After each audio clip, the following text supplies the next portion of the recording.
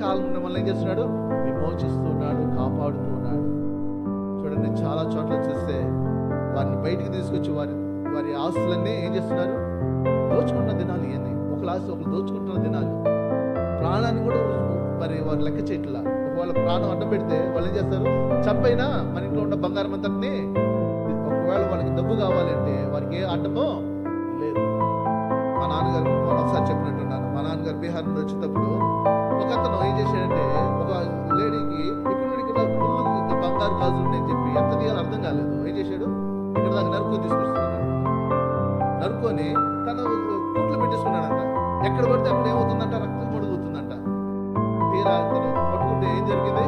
ఆయన దగ్గర ఒక చెయ్యి, ఆడపిల్ల ఆడమ్మ చెయ్యి. ఆ చెయ్యికి ఏమున్నాయి? బంగారు.